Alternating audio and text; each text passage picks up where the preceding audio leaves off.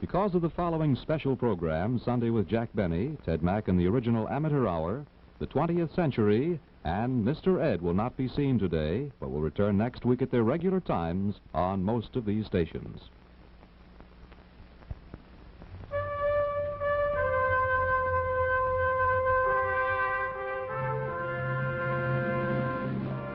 You are watching an official reenactment of the murder of President John F. Kennedy, filmed from the window where the alleged assassin crouched, and through the telescopic sight of his rifle.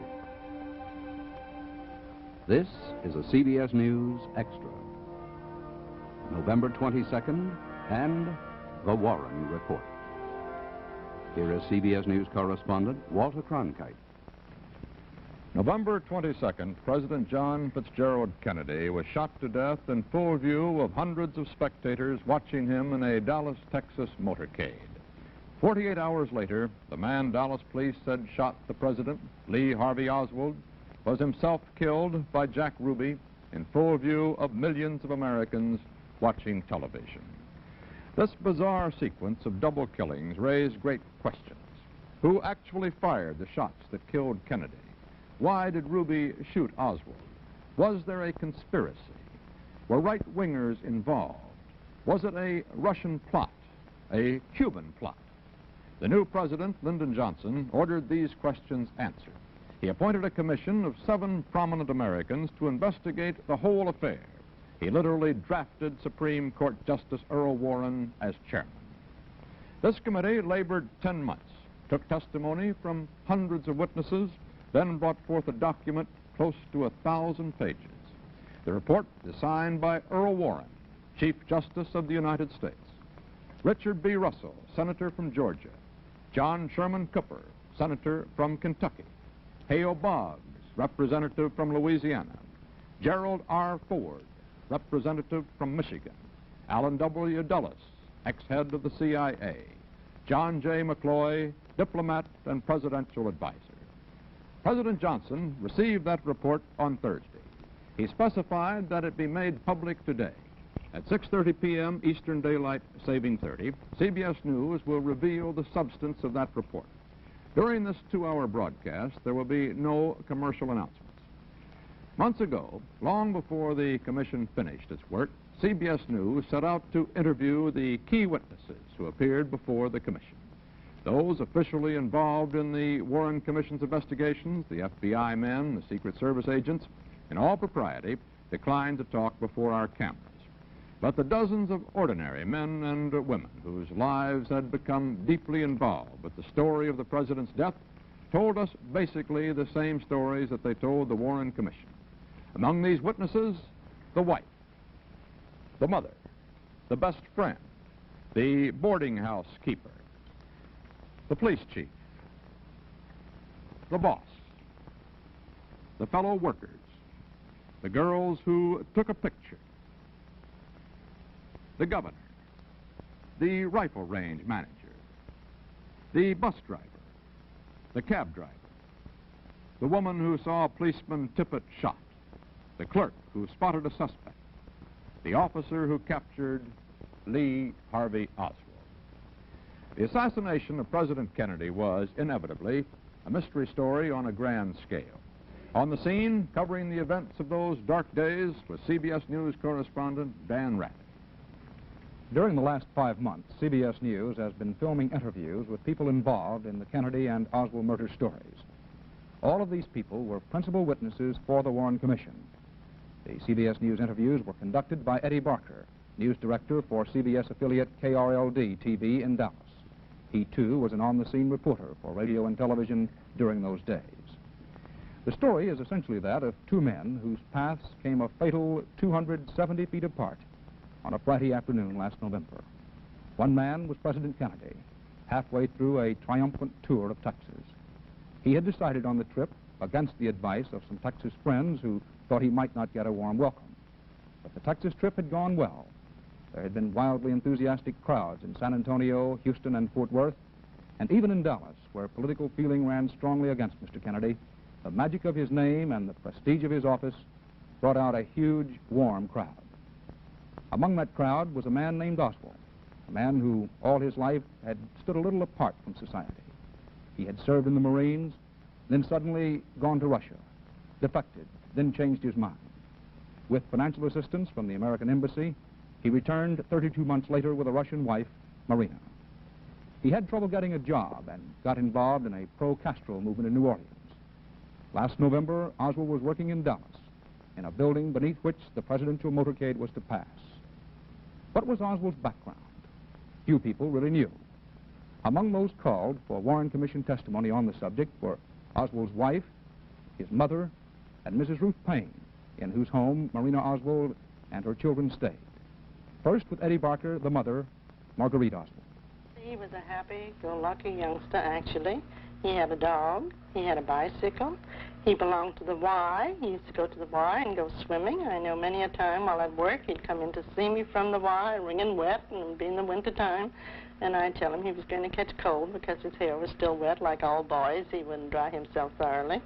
He loved to play Monopoly. He knew any and everything there was to know about animals. He studied animals, was often in the zoo, and as we know, he was picked up in the Bronx Zoo while in New York playing hooky from school.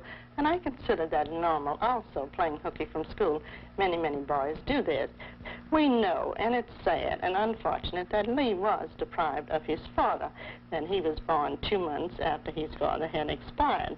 But we must understand that Lee had 2 brothers, so he was not raised just with a woman alone. Mrs. Oswald, how old was Lee when he went in the Marine Corps? Lee was exactly 17 years old when he went in the Marine Corps. He enlisted on his birthday.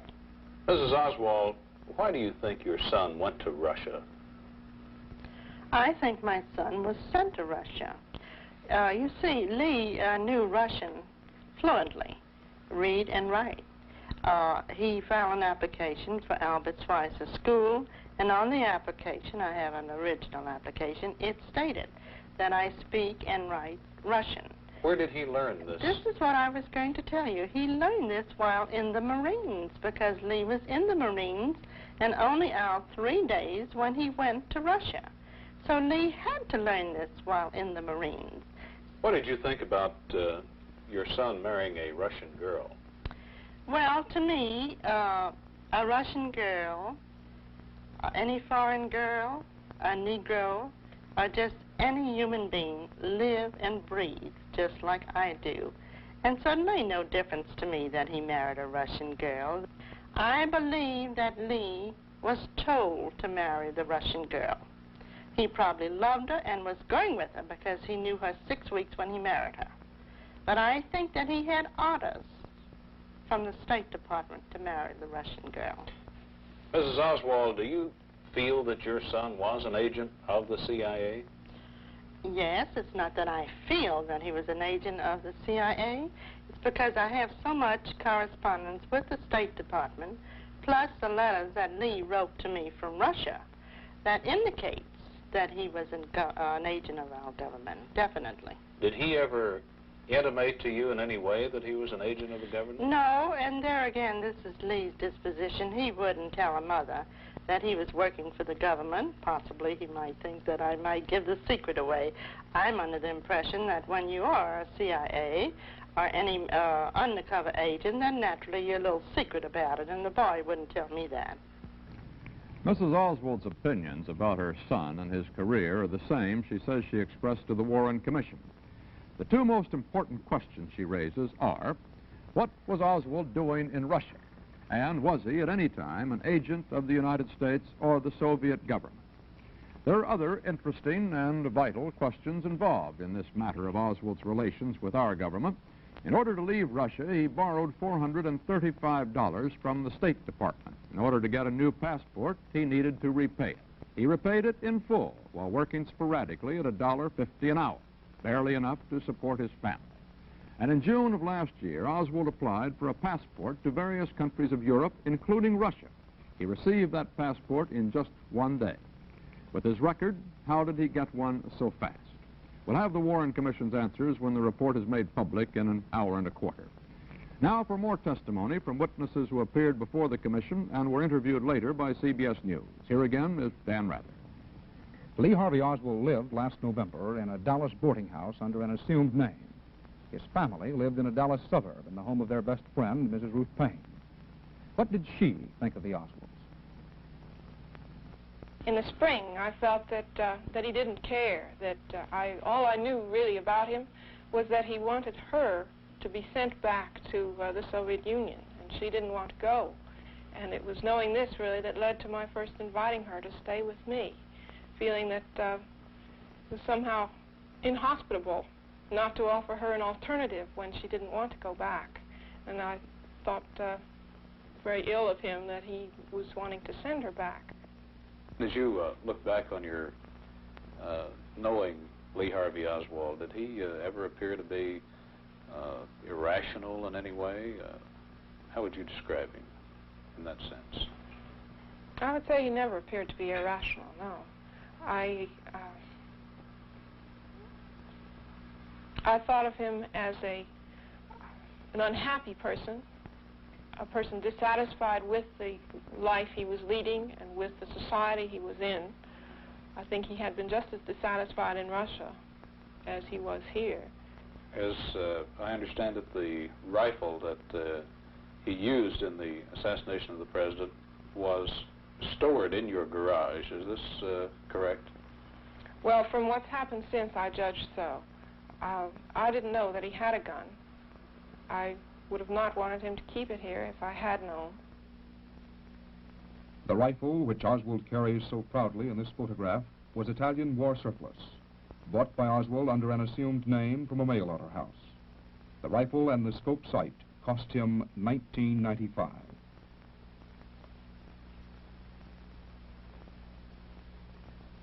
His wife had good reason to remember it. He come in the house 11:30. He was so pale, nervous, and didn't want to talk. I said, what happened to him? And he told, I tried to shoot General Walker. And I asked him, who is General Walker? And he told me he was fascist. And I asked him if he had wife and children. He said, no, he's single. I said, but this does not make a difference. This is not way to show who wrong, who right. Who wrong, who right. And he told me, if Hitler was shot before war, this was better for most people. Did you ever see the rifle? Yes, but I fear to take this rifle. I just saw, in the corner. I never done touch this rifle. Did you see the pistol? Yes. Where did he keep the pistol? In his room. And he don't like if I clean his room. He don't want if I see every time what he have in his room. And he keep closed. In the spring of 1963, Oswald signed his membership card in the Fair Play for Cuba Committee with an alias. This was in New Orleans, where he had found a job, and to where he had moved Marina. He spent hours passing out pamphlets on New Orleans streets for the Fair Play Committee. But he lost his job, and in September, only 2 months before the assassination, Mrs. Paine drove the family back to Dallas.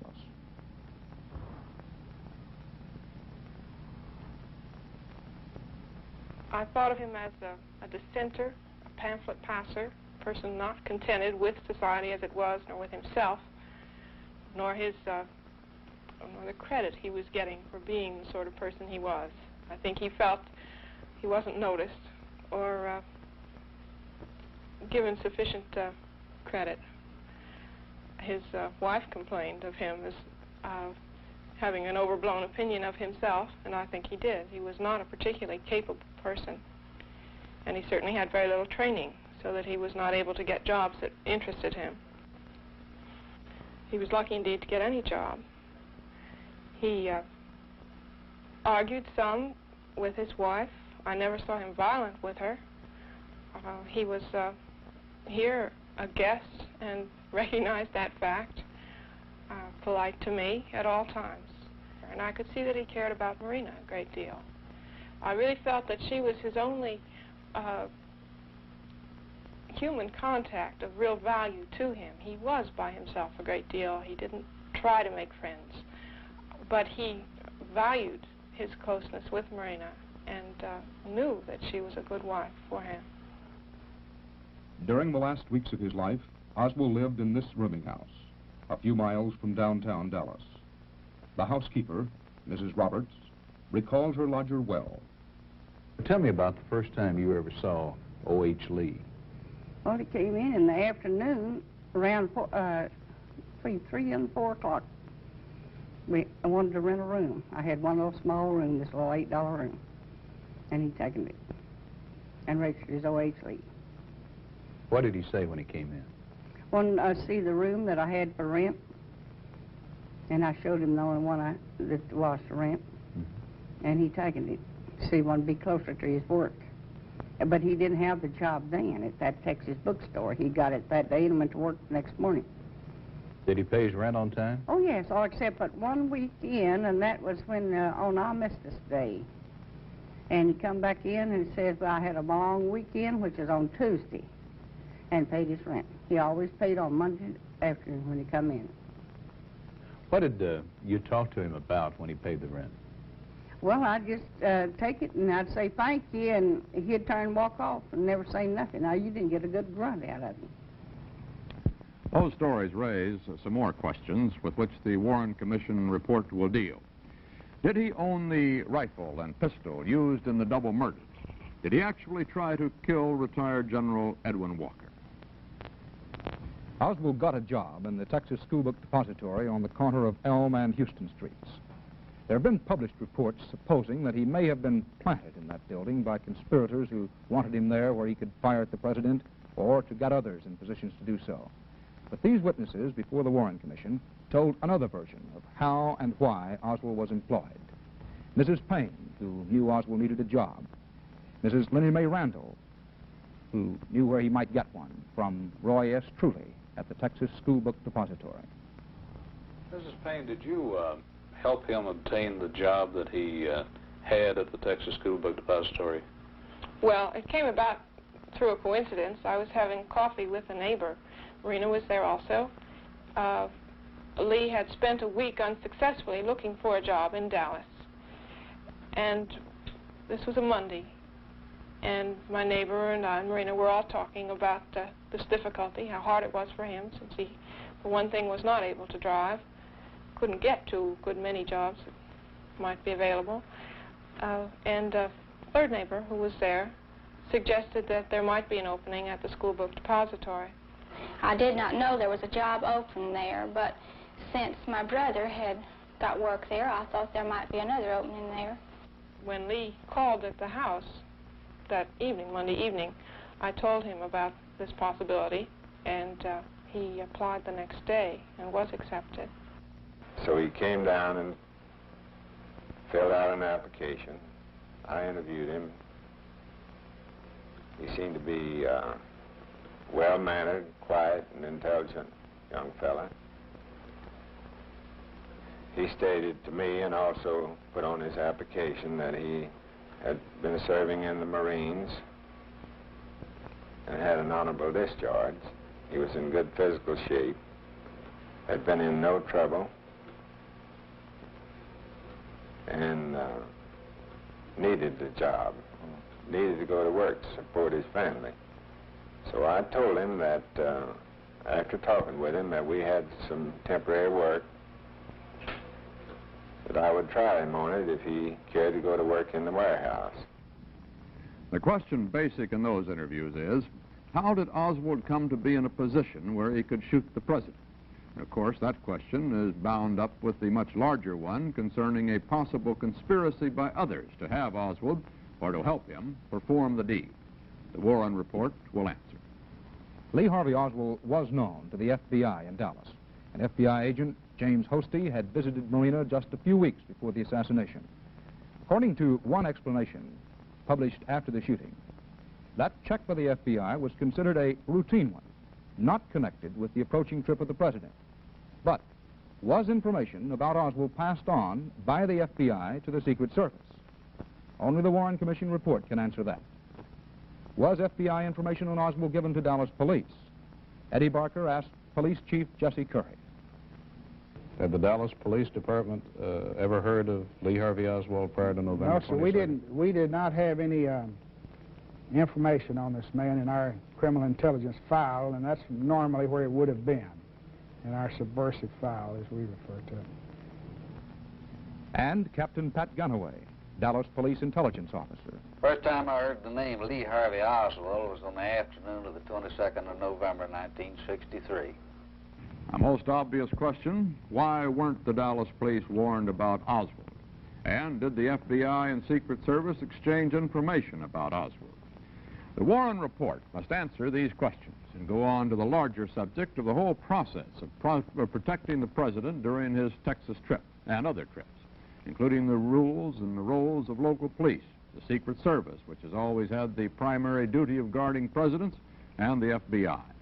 Their roles and missions in relation to what happened in Dallas are expected to result in recommendations for changes in the way presidents are protected. Since he lived in Dallas, not far from his job at the book depository, and his family lived 15 miles away with Mrs. Paine out in the suburb of Irving, Oswald used to ride out to the Paine home on Friday nights with a fellow worker, Wesley Frazier. He usually stayed in Irving during the weekend and returned to the book depository with Frazier on Monday mornings. But one week in November, his routine changed. Well, he come to me Thursday, November the 21st, and asked me could he ride home with me that afternoon. And I said, well, yes. And I said, well, why are you going home this afternoon? And he replied that he wanted to go home and pick up some curtain rods where he could put some curtains up in his apartment. And I said, oh, very well. And then I said, well, will you be going home with me tomorrow also? And he said no. He said he wouldn't be going home with me on the 22nd. So he told you that he wanted to come out there and pick up some curtain rods, and this was on Thursday morning? Yes. And at that time, he told you that he would not ride home with you Friday night? Right.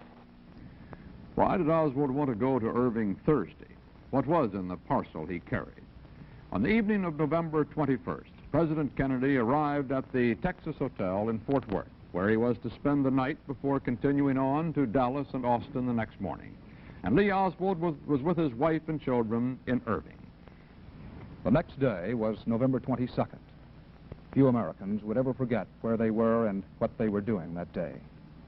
When the Warren Commission started trying to reconstruct the who, what, when, and where of that Black Friday in Dallas, these were the key witnesses. Police Chief Curry in the lead car of the presidential motorcade. Texas Governor Connally, who was with the president in the car behind. Three of the men at the book depository, James Jarman, Harold Norman, and Monty Ray Williams. All three of them would be watching from the 5th floor as this dramatic picture, taken a few moments after the assassination, later showed. Howard L. Brennan, who was standing across from the book depository, he saw the fatal shot fired from a 6th floor window. Mary Moorman and Jean Hill, the two young Dallas women who'd wanted a snapshot of the president and got one exactly when the shooting started. Police officer James Foster, who was on guard at the railroad overpass. And the voices of Dallas policemen. For every time a radio message went between the squad cars and the headquarters, it was tape recorded.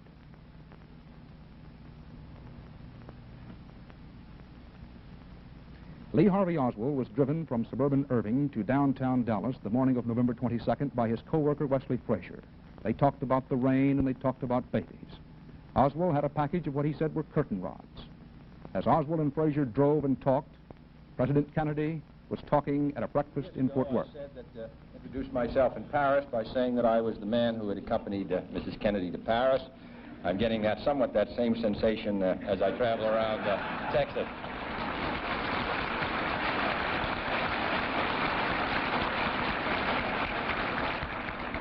Nobody wonders what Lyndon and I wear.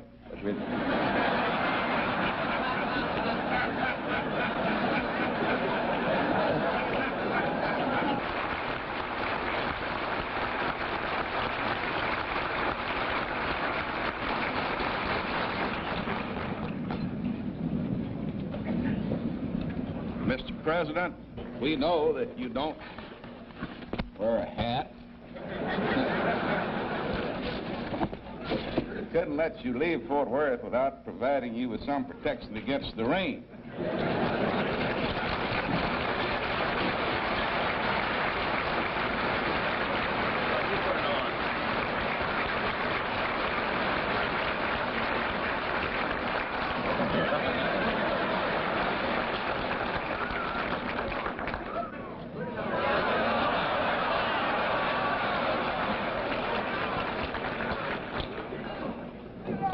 put it on in the White House on Monday. If you'll come up there, you'll have a chance to see it there.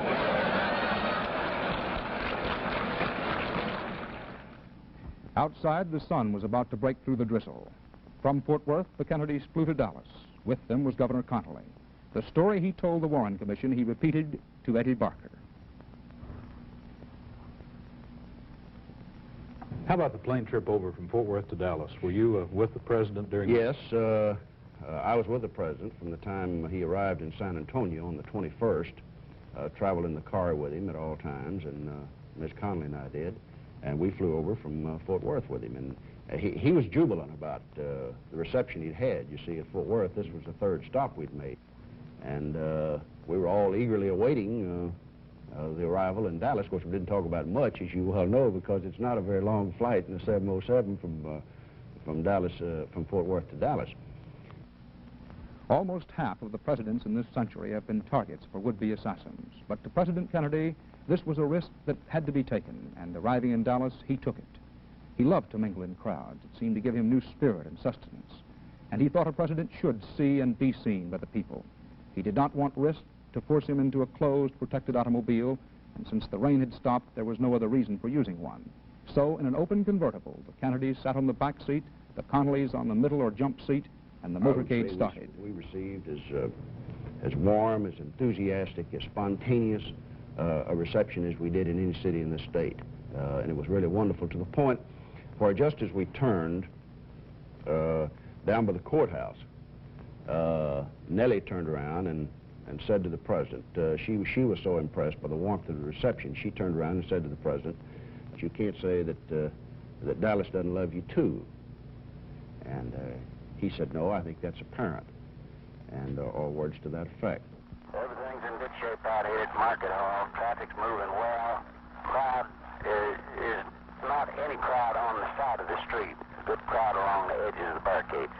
Well, it was me that had made the remark, this remark, well, in 5 minutes we'll have it over with, meaning that we were 5 minutes away from the trademark. I noticed this one man on the 6th floor of the Texas bookstore, and by himself. Well, he left the window a couple of times in the course of 7, 8, or 10 minutes. The time was almost 12:30. The motorcade would turn and turn again at the book depository. There, 3 of the employees were watching from windows on the 5th floor. Oswald, according to Dallas police, was 1 floor above, hidden behind a stack of cartons. Right across the street was a low concrete wall, and there Mr. Brennan was sitting. He would see the president clearly, and also see the book depository. Having made the turn, the motorcade would go on down Elm Street. Here, 2 young women waited with a Polaroid camera, and they would have their pictures just seconds after the president passed. From there, the motorcade went beneath a railway overpass. On that overpass was Dallas policeman James Foster. He had already checked the identity of the men working on the overpass. The motorcade made the first turn.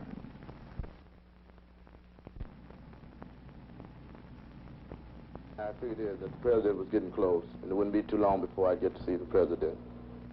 And when he turned down Houston Street, well, I saw him, and he seemed to be very happy, cheerful, and he was enjoying the applause and the cheer that the people were giving him. Then the motorcade got to Elm, and it turned and started towards the triple underpass. The president, he was waving at people as he went by, and occasionally he would brush his hair back. The last thing I saw the president do was push his hair back, and the only comments that we made about the president was that his tan was beautiful, and also his hair was looking good that day. I made the remark that, "My, that's a beautiful car, isn't it?" And Hank said, "Yes, it is." As I sure would like to have something like that.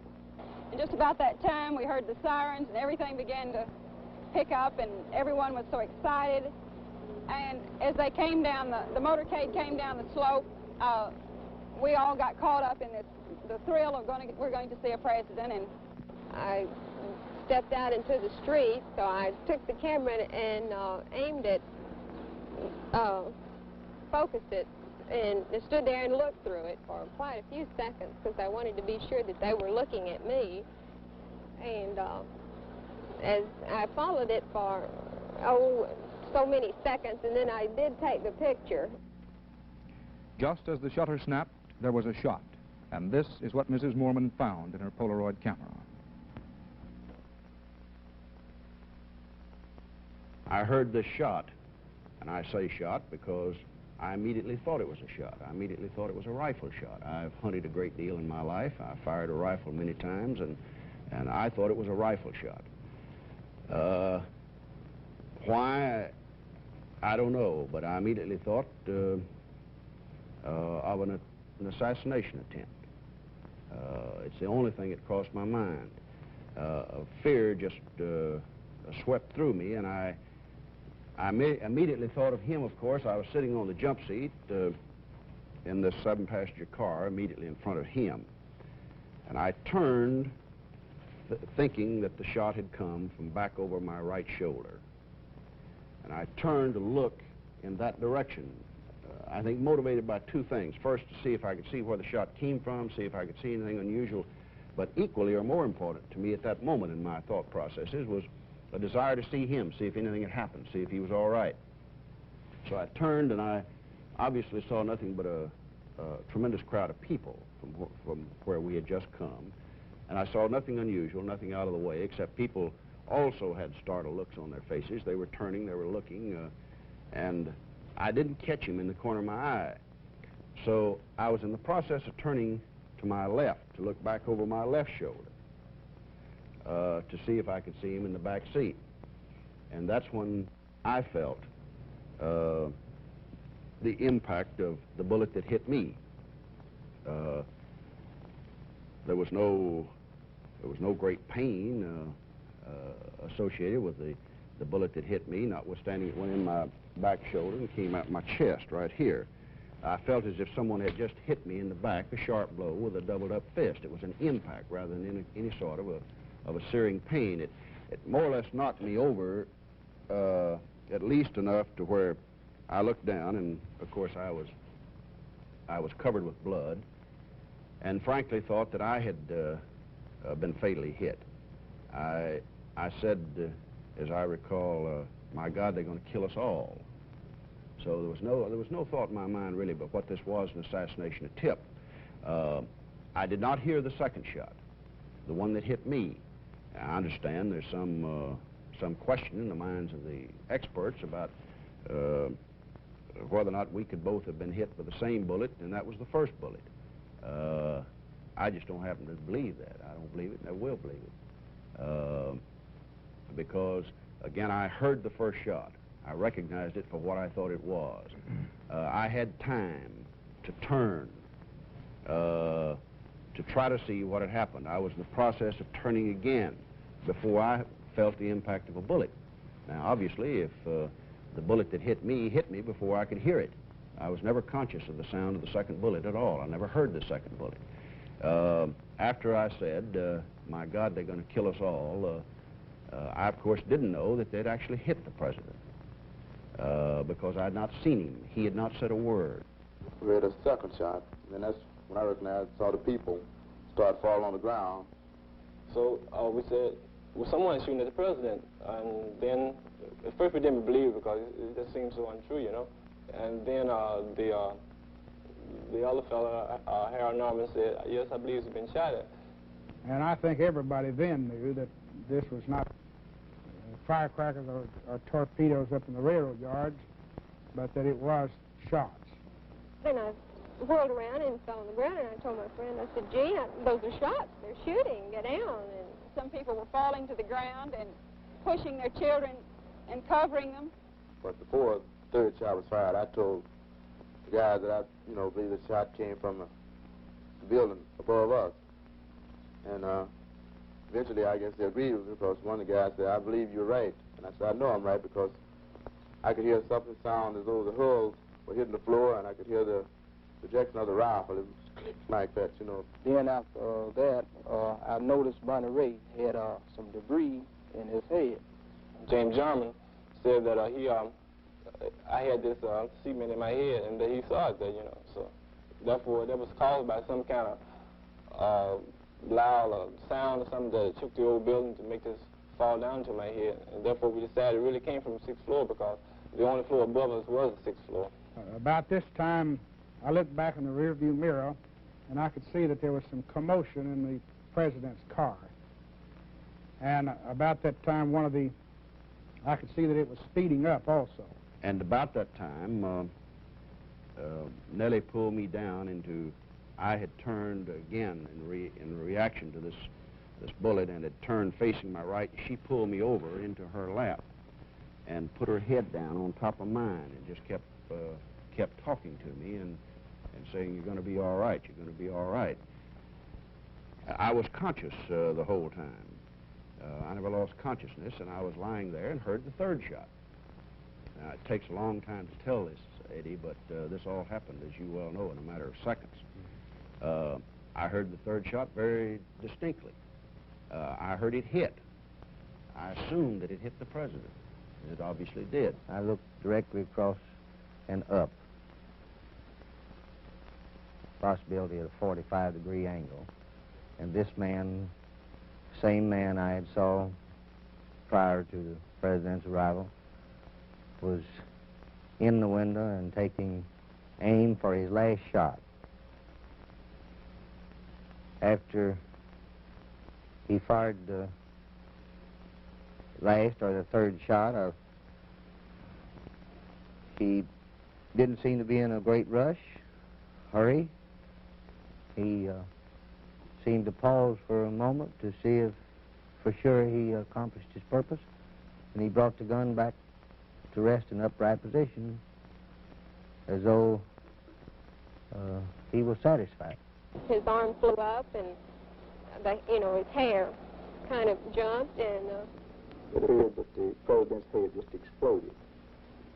But I did not see it hitting, but I heard it hit. And you obviously, again, if you've ever done any firing, even at 200 or 300 yards, when you fire a rifle at a deer, you know from the sound of that shell, the whine of it, whether or not it hit its target or whether it didn't. It makes a different sound. Well, obviously, the bullet, the 3rd shot, hit something. And it was very obvious after that because the evidence was splattered all over the car and all over my clothes and all over Nellie. And so there was no question about what had happened. My eyes were open. I was conscious. I saw the 2 Secret Service men in the front seat. I heard what they said. What did they say? Roy Kellerman, who was in the right front, between the 2nd and the 3rd shot, between the time I was hit and between the time of the 3rd shot, both the driver and Roy were looking back into the back seat to see what had happened. This was all, again, happening in a matter of seconds. And they both had a look of almost consternation on their face. Roy, in the right seat, turned around on a radio communications, obviously, working something on the panel of the car, and said, "Get out of the line," or something to the driver, words to that effect. "Get out of the line." And then he said, apparently over the radio, "Get us to a hospital quick." We saw the people running, and some people was hollering and everything, like that. And the policemen seemed like they was confused because they was running in the wrong direction. They were running towards the railroad tracks. Officer Foster, was there any doubt in your mind about the direction from which those shots came? No, sir, there wasn't. Not after I had moved to the rail. There was no doubt that the shots were coming from back of the motorcade toward Houston. The Secret Service man asked me for a description. I gave him a description of a man in his early 30s, wearing light khaki-colored clothing, height 5'9" or 10", weighing 170 pounds. About this time, one of my motorcycle officers rode up beside of me, and I asked him what had occurred back there, if that was shots, and he said yes, and I said, "Was anybody hit?" And he said, "Yes, I'm sure they were."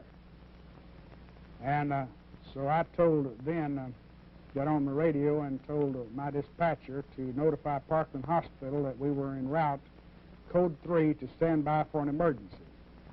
All traffic off of the emergency entrance to Parkland Hospital and all emergency equipment off of Industrial Boulevard. So we immediately pulled out of the caravan and began picking up speed. The car never stopped, did it? No, the car never stopped. And about this time, I lost consciousness. I was not conscious on the ride to the hospital, which is only a matter of about 6 or 7 minutes. Can you give us any information as to what happened for these people out here? President involved. I do not know the seriousness of it or the possibility that 6 or 7 more people may have been shot. 10-4, 12-40, 15 car 2. Did they advise they had the suspect? No, they do not have the suspect. I came to again. Apparently the braking action of the car brought me back to consciousness. And Nellie later told me, of course, that we had a very wild ride, and apparently we were traveling at a very, very high rate of speed down the freeway to the hospital. It was a time of just unbelievable stark tragedy.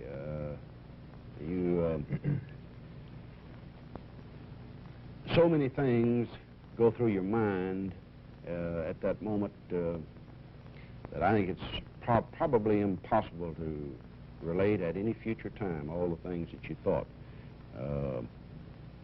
I know I thought, again, I rather assumed, without knowing, that the president had been fatally wounded.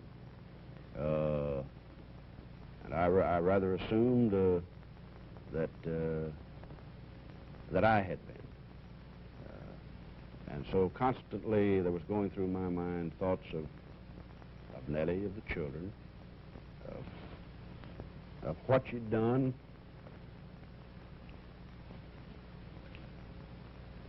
And it's really difficult, I think, to try to explain all the things that you wonder about, all the things that you concern yourself with at a time like that.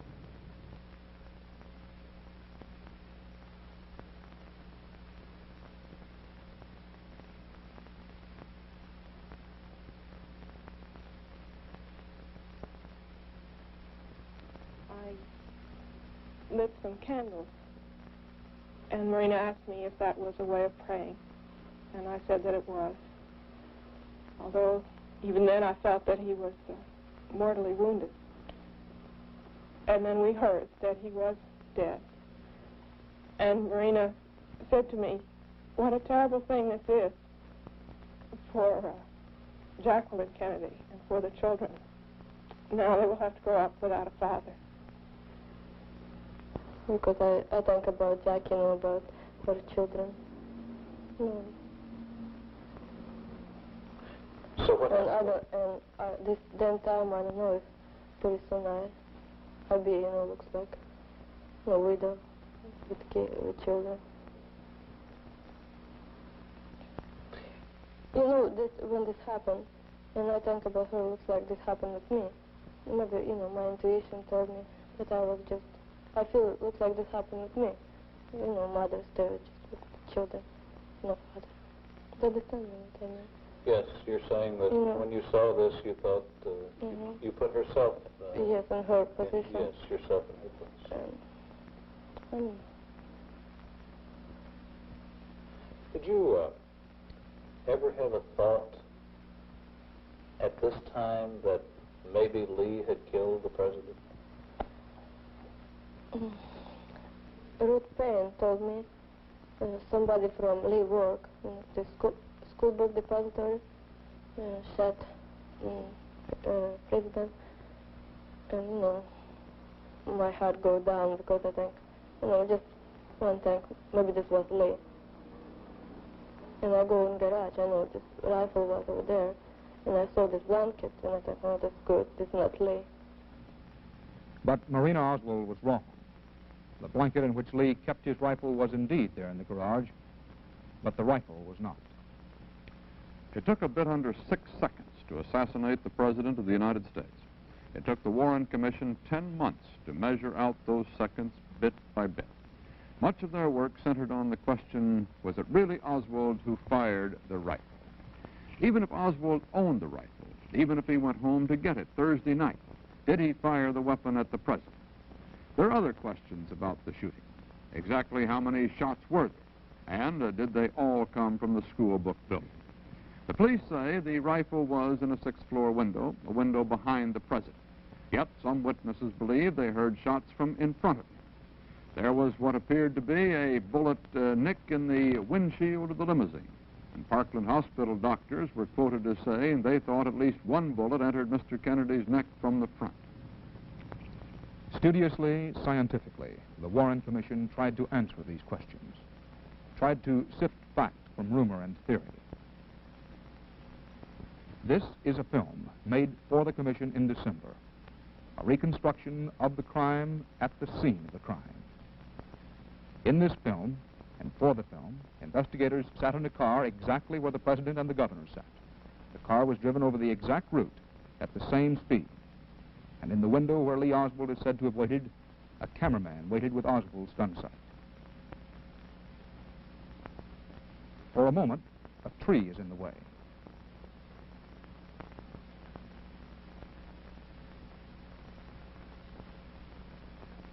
Now must be when the first shot was fired. At exactly this point, the investigators halted the car. Chalk was used to mark the spots where the bullets struck. Then the line of fire and every length and angle of every possible shot from the window was measured exactly. FBI, Secret Service, and military experts applied their years of training and experience in measuring those chalk spots.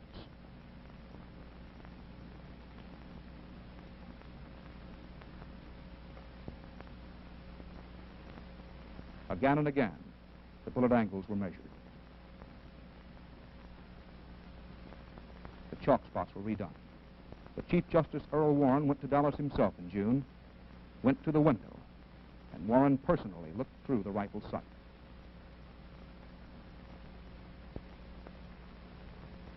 All this mattered because if there were any shots from the overpass, if there were more than 3 shots, then Oswald had to have had an accomplice.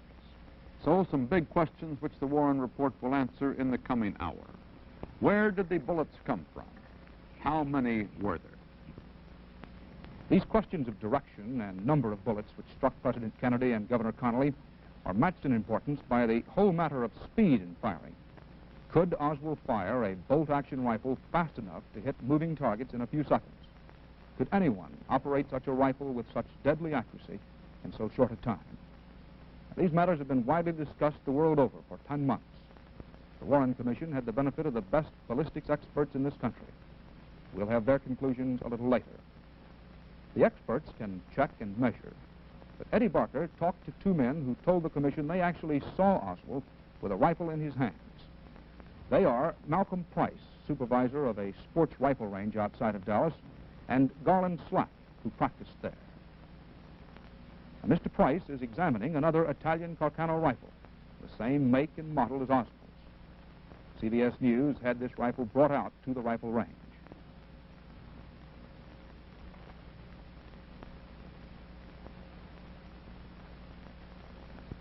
Mr. Price, when was the first time you saw Lee Harvey Oswald out here at this rifle range?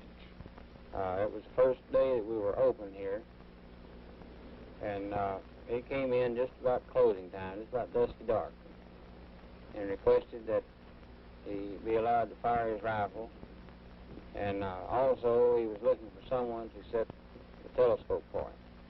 Did you set it? Yes, I did. He was quite talkative to me when we were discussing his rifle and his telescope, but as far as being an outright conversationalist or talking to any of his neighboring shooters, he didn't. He kept strictly to himself, except for one time, and he was shooting next to a fellow by the name of Garland Slack. Well, we were shooting the targets, and I was still working on a precision gun that I was building, and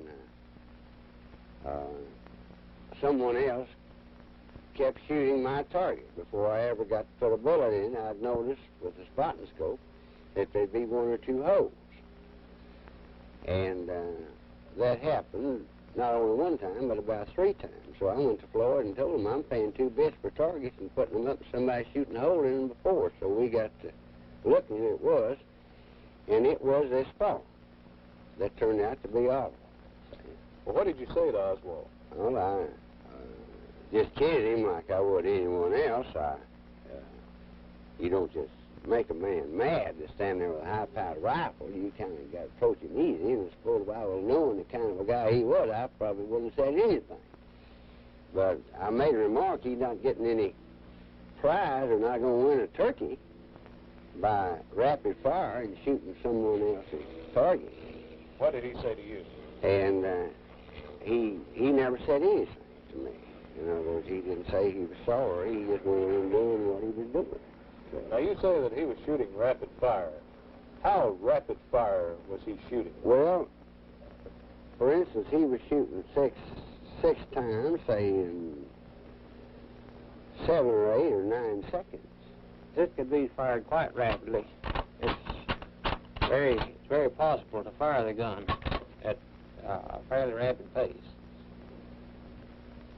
It is clip fed, and as quick as you can work that bolt, well, it's very easy to fire rapid with it.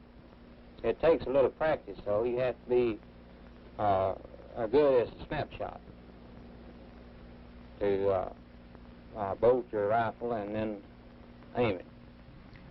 Although Oswald had considerable rifle training in the Marine Corps, he was rated a good but not excellent shot. Mr. Price and Mr. Flack say that they saw him practicing fast firing shortly before the assassination. The question for the Warren Report: could he have fired 3 shots in about 5 seconds? Dan Rather continues. As the police and investigators for the Warren Commission reconstructed the Dallas story, Oswald fired his rifle from the 6th floor of the school book depository building. Yet, a few minutes later, possibly less than 2 minutes later, he was stopped by an armed policeman and identified by his own boss on the 2nd floor and the other side of the building. The policeman's name was Marion Baker. I heard those shots come off, and they seemed like they was high, and they were directly ahead of me. And as I tried to figure out where they came from, and the building that I had in mind was directly ahead of me, and that was the Texas Book Depository building. As I entered the building there, I asked some of the people that were standing around there where the stairs or elevator was. And there was a man who spoke up and said he was the building manager and he'd show me. I realized that he didn't know the layout of the building, so I ran in with him. It was just a matter of seconds after the 3rd shot. And we ran across the shipping room floor, stopped at the elevators. And we couldn't get that service elevator working. And he said, well, we use the stairs. And he turned around and immediately went up the stairs. We ran on up the 1st flight to the 2nd floor. And the officer looked in the snack bar adjacent to our office. And I kind of looked off to the right over there through a doorway and saw an image of a man walking away through that doorway. And when I got to the doorway, he was on down there a little bit, and I hollered at him and asked him to come back. The officer with me had a gun in his hand, and he threw the gun toward the middle of Oswald, and he looked probably a little startled, like anybody else would if you just put a gun in his stomach all at once, which I thought was natural. But I turned around and asked him if the man worked for him, and if he knew him. And he said, yes, says he works for me, and I know him. And at that time, the man never did say anything. I never did say anything further to him. I turned around and went on up the stairs to the 3rd floor. Officer Baker, As you think back now to November 22nd, would you hazard a guess as to the time you heard these shots and the time it took you to get into the building and go up the stairs and the time when you first saw Lee Harvey Oswald?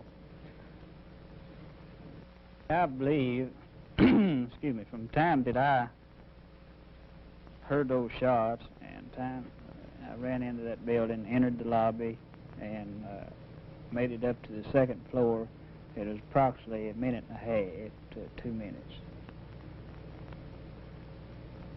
And that would be pretty close to it.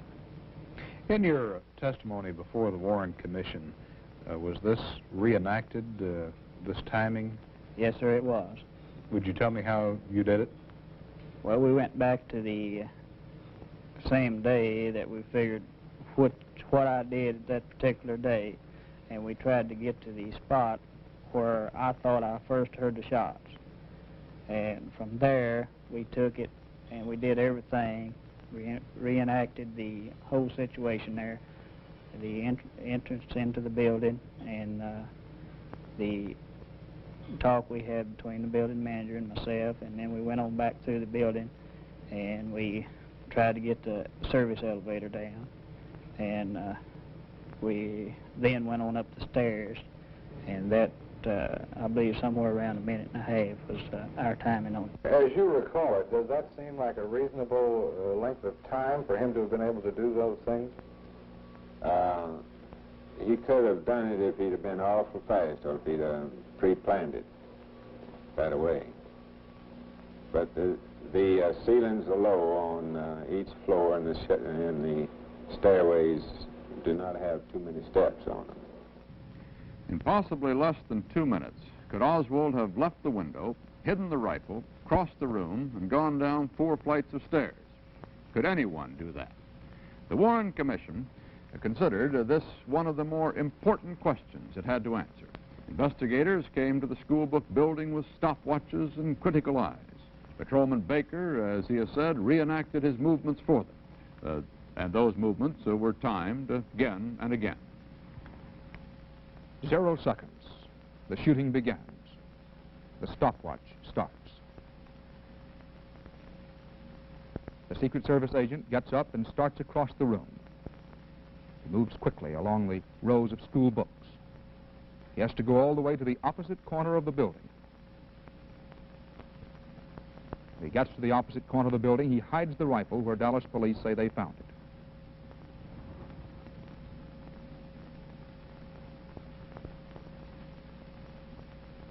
Then downstairs, down 4 flights, to the snack room.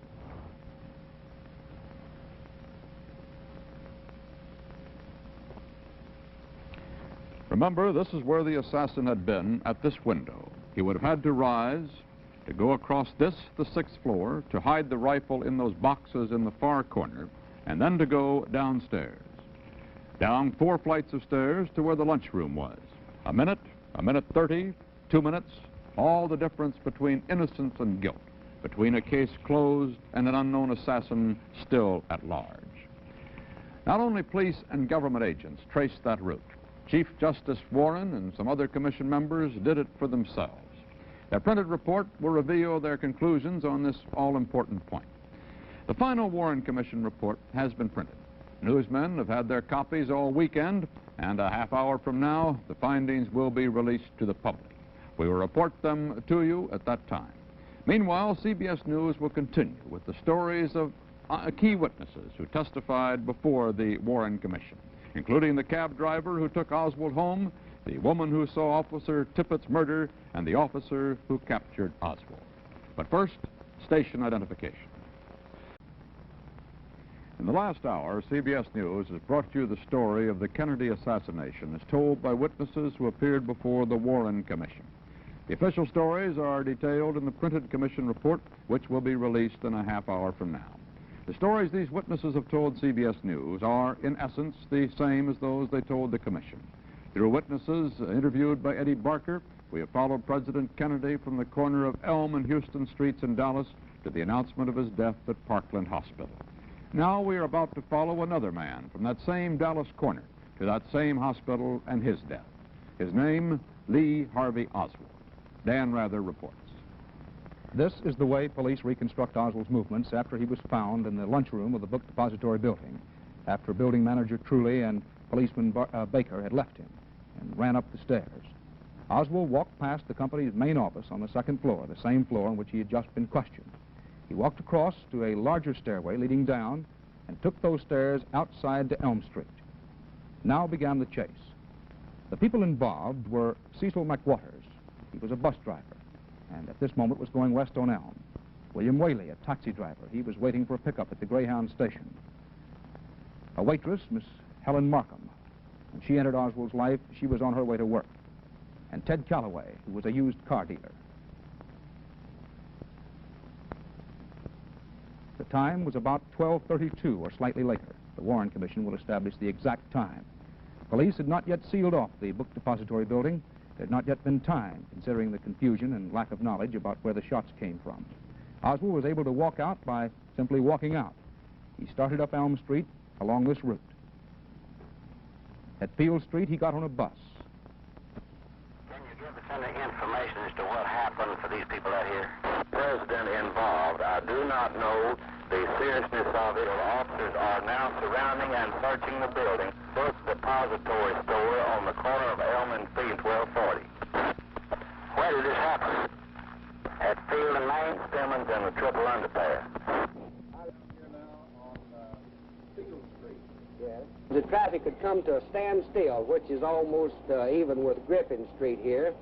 Well, that's when someone came up and knocked on the door of the bus. Although this is no bus stop here, knocked on the door of the bus, and I opened the door, and a man got on the bus and paid his fare. And I wouldn't be positive, but I believe that he sat down on the second seat on the right-hand side of the bus there. Eddie, we reached this point here, traffic had come to a standstill. In other words, we were sitting here and traffic was stopped, and there was a lady that was sitting behind me here, which was going to Union Station to catch a train, a 1 o'clock train. And she asked me if I would give her a transfer, and she decided she'd just walk on down to the station, which is 7 or 8 blocks from here. And I gave her a transfer, and she got off. And at the same time, the gentleman that I picked up back up at Murphy Street back here, in other words, he got up and came up and got him a transfer and got off at the same time, in which that was the only 2 transfers that I put out coming through town, and which later they identified, the police identified the transfer as the ones that they got on Oswald when he was arrested. 15 car 2. Did they advise they had the suspect? No, they do not have the suspect. Are you having them contain that block or 2-block area? Yes, we're trying to seal off that building until it can be searched. By this time, most of Dallas, most of the United States, knew of the tragedy that had struck the motorcade and had begun to fear how great a tragedy it was. Oswald entered a cab. Well, he just looked like an ordinary working man. He was small, had on gray work clothes, brown shirt with a silver stripe, and a work jacket. He said he got in, said he wanted to go to 500 block North Beckley. So I come on the way we're going now and turned right on this signal light onto Jackson Street. I come on here to Austin Street, turn left on this light to Austin, to Wood. What did you talk to him about as you came around here? Well, I didn't talk very much. I didn't know the president was shot at that time, and the police cars and sirens is running all around this end of town, making a lot of noise, so all I said to him was, I wonder what the hell all the commotion is in this end of town. He didn't answer me. So I didn't say any more to him. I figured he was one of these people that didn't want to talk. He had something else on his mind. What time did you log the fact that this man got in your cab? I believe it was somewhere between 12:15 and 12:45. I never log exactly on a minute. It's always approximate time. Now, you say that when you got in back there at the bus station and you started across here, about how long did it take you to make this run? Well, approximately somewhere between 6.5 and 8 minutes. Mr. Whaley, when you went up to the Warren Commission, what were they more interested in than anything else? Any particular area of your testimony? Well, yes, sir, in the time element and what I put out on my sheet. They want to know why I approximated my time, and I explained to them that I put the trips down as every 15 minutes. That's 4 an hour, which is usually the run of it.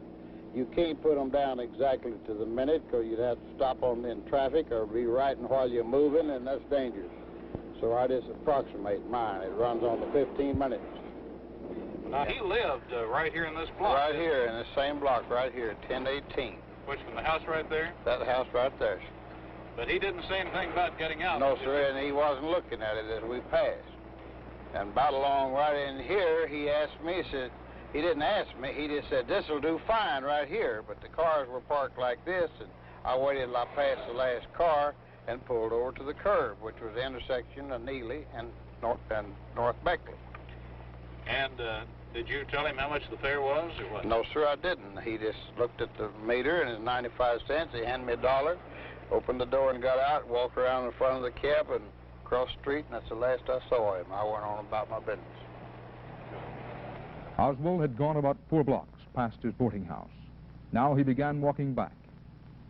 Dallas police already were broadcasting a description of their suspect. Attention all squads. Attention all squads.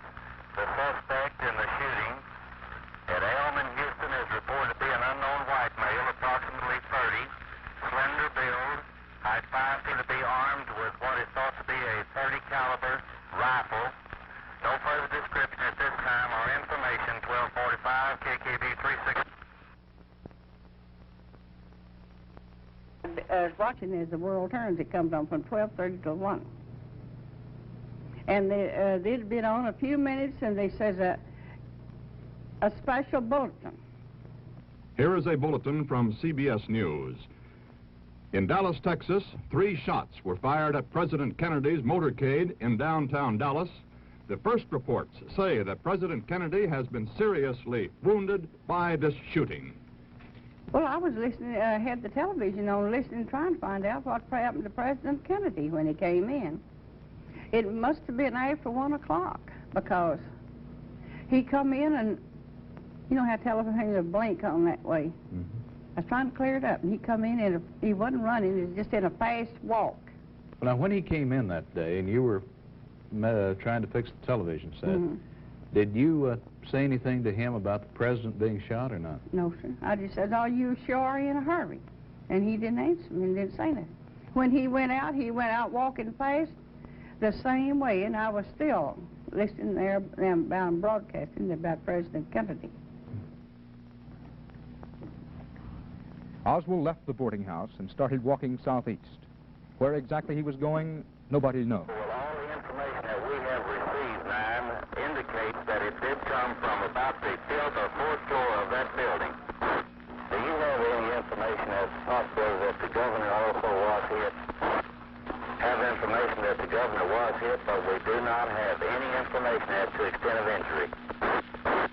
For your information, on the 5th floor of this bookstore company down here, we found empty rifle holes, and looked like the man had been there for some time. We're checking it out now. 1049-112. At 10th and Patton, Mrs. Markham saw Oswald approach. Well, this man was walking along the sidewalk on 10th Street.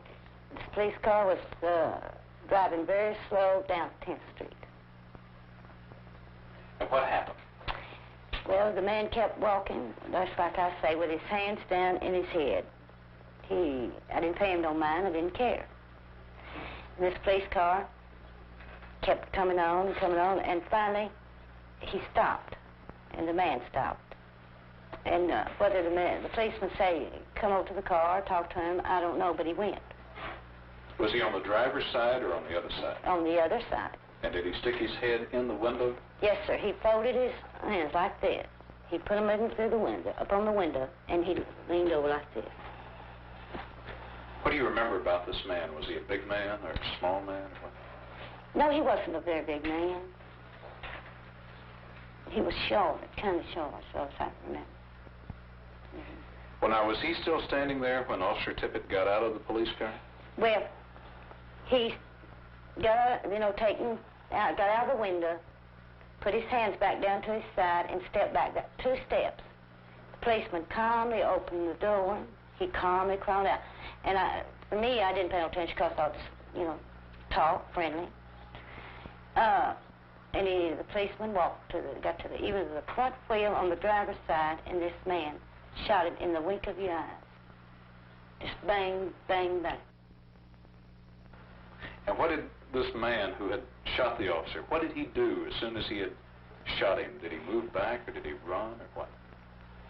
No, he didn't break out and run fast. He walked fast down the side, back towards me, and then he seen me. And then he done like this. And of course I did too, and then I slapped my hands upon my face. But I couldn't scream. I couldn't move. What would I do? Did he say anything at all to you? He did not.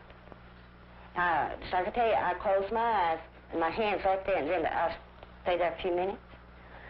And I was going to look and see if he's gone or coming after me or what. And I opened my fingers, and I looked, and he was trotting off down across this lot up here. And he wasn't even out of sight. He saw me go to the policeman. Now, he could have killed me, too. I knew I had to get help for this man. And I knew this police car, all police cars got radios in them. And I'll do what I can to get help for this man. And I tried. This call squad for information. We have a report that an officer has been involved in a shooting in the 400 block of East 10th, 118. And they hurt. Around the corner, Ted Calloway was tending to business at his used car lot. Well, Eddie, I was quite upset and excited, I guess, over the shooting of the president, and I was just standing on the front porch of our used car lot office, and I heard some shooting. What sounded to me like 5 shots coming from the back of our office in the direction of 10th Street over here. And as soon as I heard the shooting, well, I come running off the porch out here on the Patton Street, out here on the sidewalk, and I looked up the street toward, that's 10th Street right there, and I could see this man running across the sidewalk in back of a taxi cab over to the other side of Patton Street right here. Where was he holding this gun when you saw him? I didn't notice the gun until he was on the other side of the street and running in this direction. Well, now, when he came down here, and you say he stopped where? About over there in front of that house? Yes, sir, about 40, 45 feet away. I could see clearly he had this pistol in what we used to, in the Marine Corps, call the raised pistol position. And he wasn't on a dead run, but a good fast trot. And I noticed that he was very pale. He was just deathly white. And I hollered at him. I said, "Man, what in the hell is going on?" And he almost stopped and said something to me which I could not understand, and faced in my direction, still with a pistol in this position, and then continued on down Jefferson in a good fast trot. Not down Jefferson, down Patton.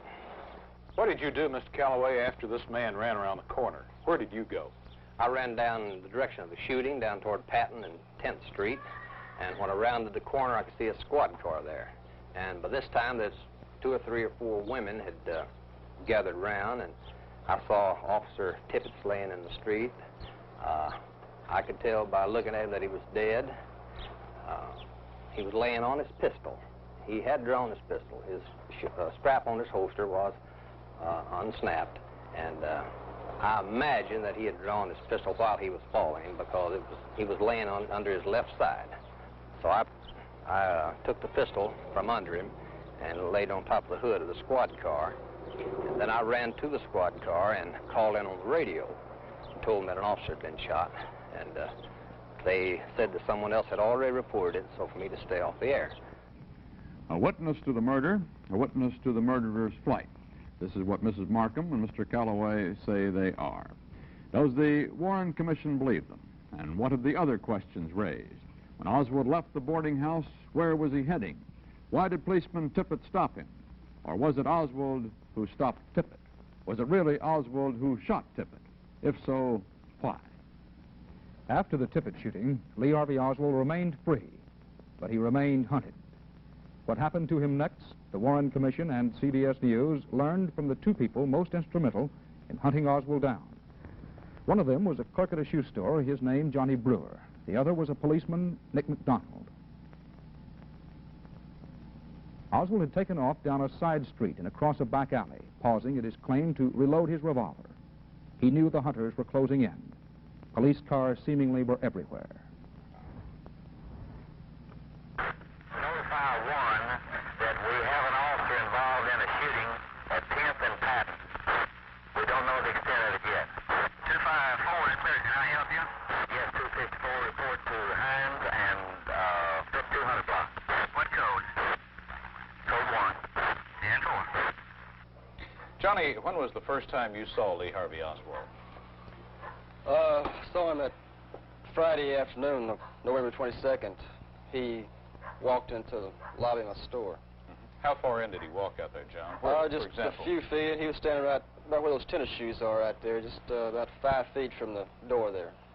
What made you suspicious of this man who walked into the lobby? Well, right after the president had been shot, they broadcast a description on the radio of this man. It was 5'8", 5'9", 150 pounds, and this Oswald matched the description. And well, just a few minutes before he walked into the lobby, on the radio they had a bulletin that an officer had been shot here in Oak Cliff. And he walked in, he matched the description. Looked scared, just the way he stood there. You were standing right here behind the counter? Standing right here behind the counter listening to the radio. And where did he walk to? How far into the lobby did he come? He walked right into the right-hand side of the lobby there, just a few feet from the door, and stood there looking in at the shoes there. Were there a lot of police cars in the area? Yeah, there was a lot of police cars. There were some cars coming up Jefferson Street. They made that U-turn there and went back down Jefferson, and when they did, Oswald turned and walked up to the theater. When he went out the lobby and toward the theater, I walked out to the sidewalk and watched him go in. Then I walked up to the theater and asked Miss Postal there, the cashier, if she had sold a ticket to this man wearing the brown sports shirt, you know, his description. She called the police, and Butch stayed there at the front exit, and I went back down by the stage, the back exit, and waited there until the police came.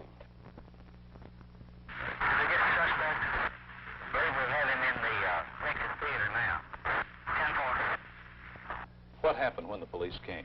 Well, just before the police got there, they turned the house lights on in the theater, and I looked out the curtain and saw Oswald, and he stood up and walked to the aisle there and then turned around and sat back down, almost where he had been sitting.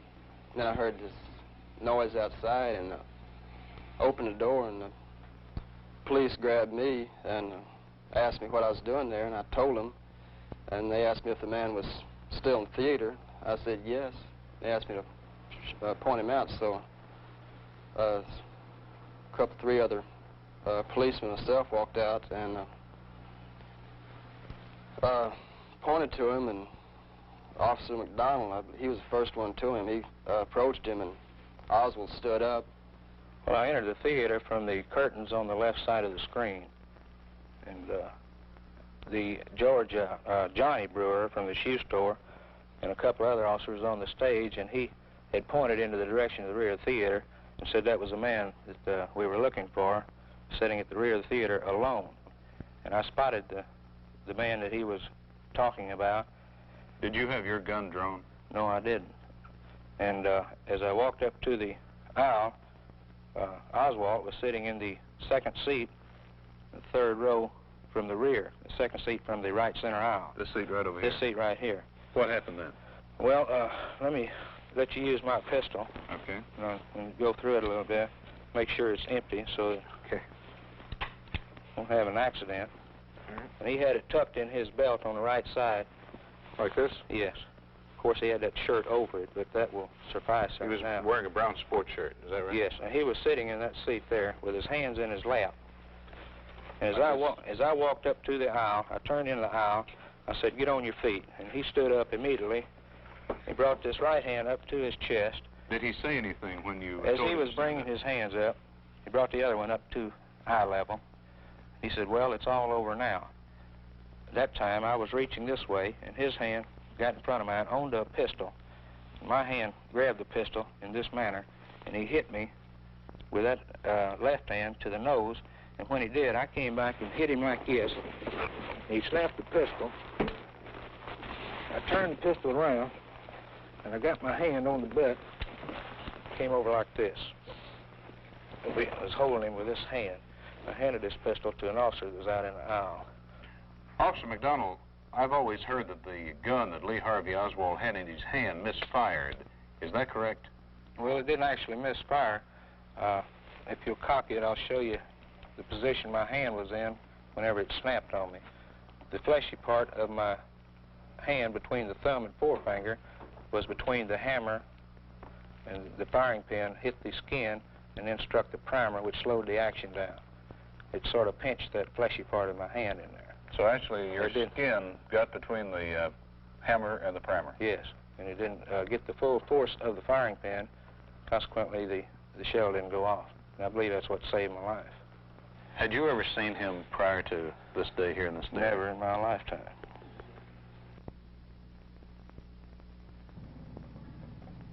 Here, the flight of Lee Harvey Oswald was ending an hour and a half after it began. Suspect involved in the shooting at the Texas Theater. Have there been any developments that you can tell me on the suspect that shot the officer? Was there any connection with the shooting of the president? At this time, it's my understanding he is the same person. He is in custody. The police came out to the house in the afternoon of the 22nd and asked if they could search. And I said that Lee Harvey Oswald was in their custody for shooting an officer. And I said that most of their things were in the garage and went out with them to show the things. They asked if he had any guns, and I said I thought not. Translated the question to Marina, who said that she had seen the butt end of a rifle in a blanket roll that she indicated on the floor, perhaps 2 weeks back, and she had known that he'd had a gun and thought it was there. But when they picked up the blanket roll, it was empty. When you went down to the police station and you were asked to identify this man in a lineup, how did you identify him? I wanted to be sure, so I looked him over, I looked all over. But that man, I knowed it was that man because I couldn't keep my eyes off of it. And I kept looking at him, and I had him turned to the side, then back, and then I knew it was him because the way he looked. Yes, sir, I saw him that night in the police lineup. They asked me to come down to police headquarters, and I identified him in the lineup as the man that I had seen running with a pistol in his hand. Did you have any trouble identifying him in the lineup? None whatsoever. Did he look as pale that night as he had that afternoon No, out sir. here? No, sir. No, he didn't. But he was the type of an individual that once you see him, you never forget him. Why do you say that? There was just something outstanding about him, I guess, under the circumstances.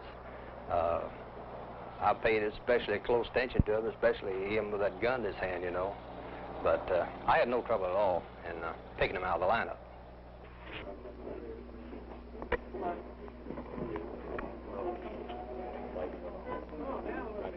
I positively know nothing about this situation here. I would like to have legal representation.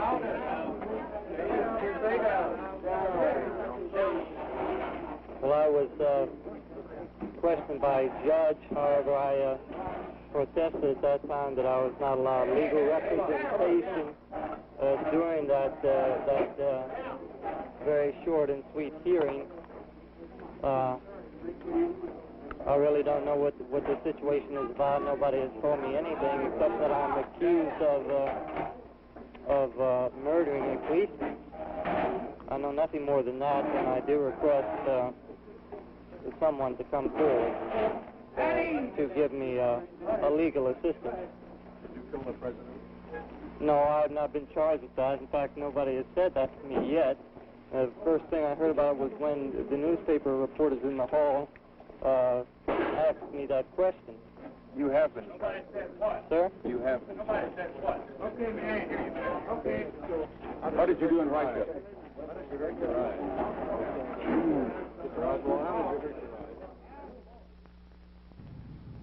The turmoil in the lineup room had long before been taken over in the police station corridors. Everyone was there wanting to see Oswald, wanting to be shown the rifle. A police officer brought the rifle out. Foreign made, the press was told. Reporters were asking questions, newspaper photographers were hustling for better angles, television cameramen were feeding pictures, and one interested bystander was just looking on that Friday night. His name, Jack Ruby. Chicago-born Ruby was a Dallas nightclub owner. He had a beer joint downtown where girls did striptease dances on stage. He didn't belong in the police station, especially at a time like this. What then was he doing there? Did he know Oswald?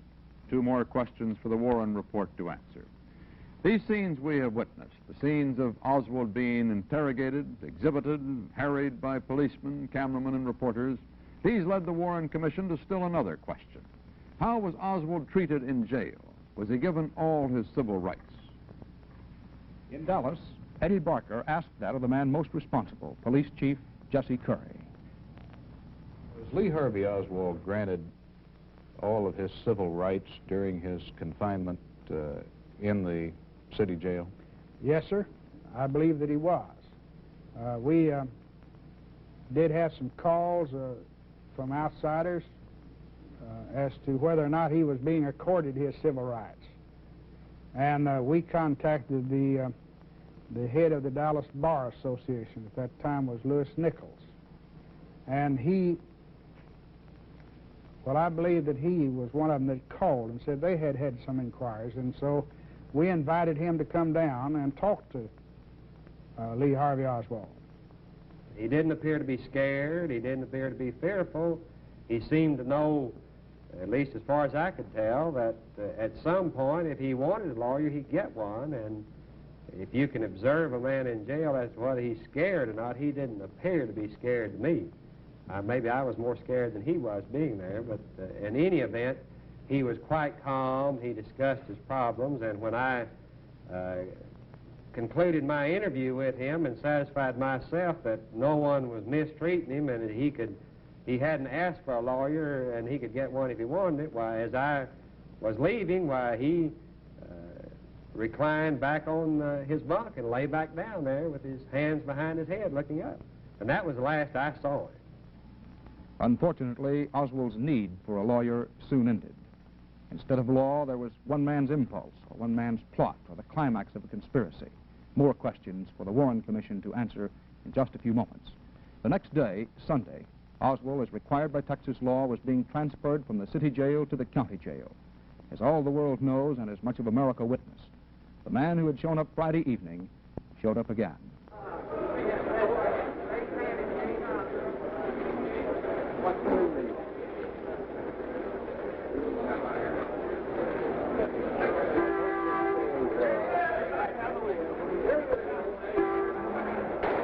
Basement floor of the Dallas City Hall, and that's a scuffle on the basement floor. It seems to concern photographers. He has been shot.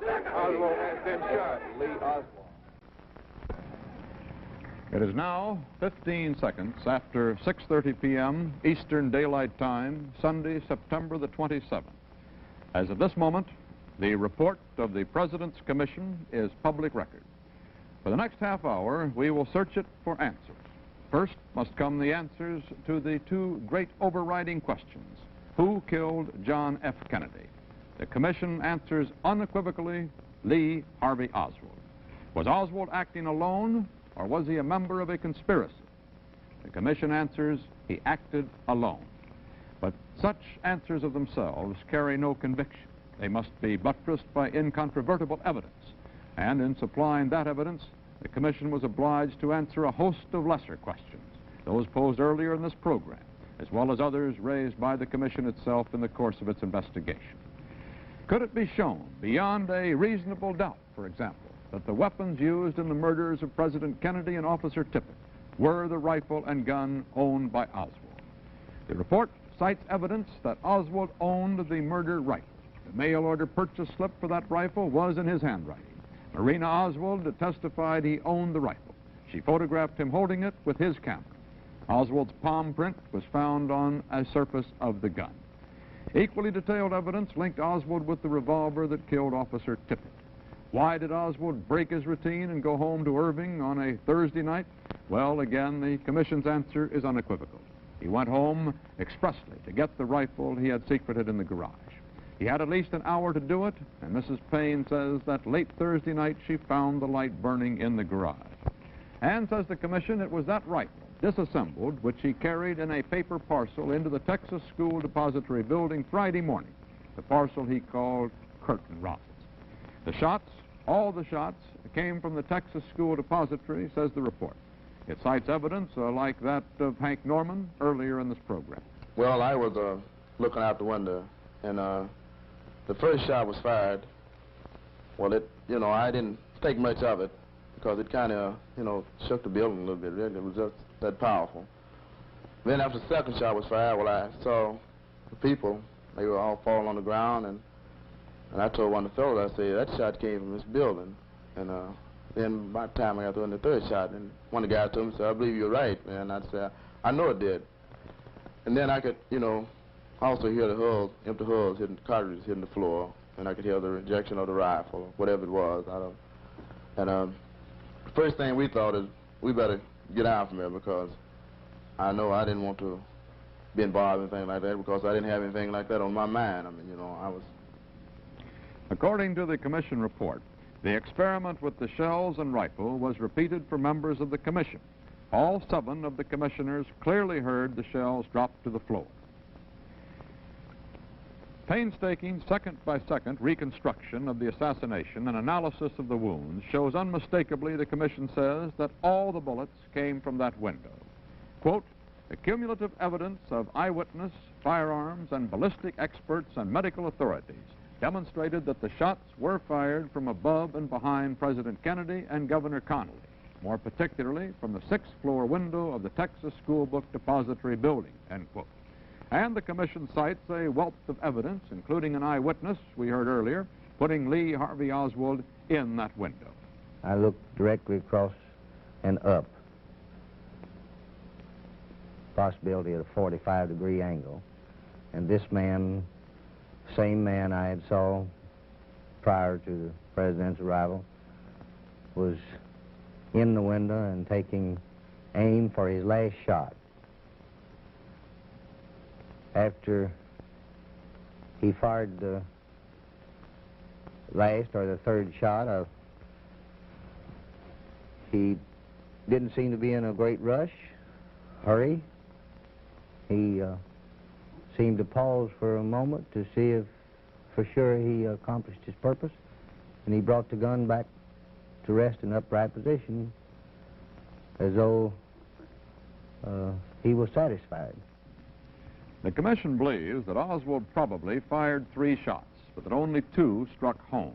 3 empty shells were found by the window, all fired according to ballistic evidence from the rifle linked to Oswald. 1 bullet and 2 large bullet fragments were found, and these 2 were definitely fired by that rifle. The commission isn't sure which of the 3 missed, but it believes that the first one to take effect struck President Kennedy in the back of the neck, passed through the throat, then went completely through Governor Connally's upper body and wrist. It was the next hit, the commission finds, which caught the president at the back of the skull and caused the massive fatal brain damage. The commission notes Governor Connally's insistence that he was hit by a separate bullet. I hate to put myself in a position of arguing with ballistics experts and so forth, but I know I know a little something about firearms and a little something about velocity of bullets and the speed of sound as compared to it. And I know when I hear a shot and I have time to turn and react, and not only turn one direction, but attempt to turn in another direction before I feel the impact of anything, I know that bullet wasn't in transit that long. That's all there is to it. Nobody can ever convince me otherwise. But the commission finds the evidence against the governor's theory strong. Exhaustive tests and expert testimony have convinced the commission that Oswald had time enough to get off 3 shots with his bolt-action rifle and was marksman enough to hit the president twice at that range using a telescopic sight. But the commission discards the testimony of Malcolm Price and Garland Slack, who said they saw Oswald actually practicing on a rifle range outside town. Oswald was in Mexico at that time, says the commission, just a case of mistaken identity. That would tend to clear up another puzzling question. Mr. Price had said Oswald reached the range by car, and at this time, according to Ruth Paine's testimony, he had not yet learned to drive. Price and Slack are among many witnesses whose testimony was investigated and then rejected by the commission. Now the report carefully reconstructs Oswald's movements, arriving at much the same picture that we saw before in the CBS News program. Reenactments prove, the report says, that Oswald did have time, just enough time, to fire the shots, secret the rifle, and get down to the second-floor cafeteria. And as we approached the second floor, he continued on around towards the 3rd floor. And I kind of looked off to the right over there through a doorway and saw an image of a man walking away through that doorway. And when I got to the doorway, he was on down there a little bit, and I hollered at him and asked him to come back. And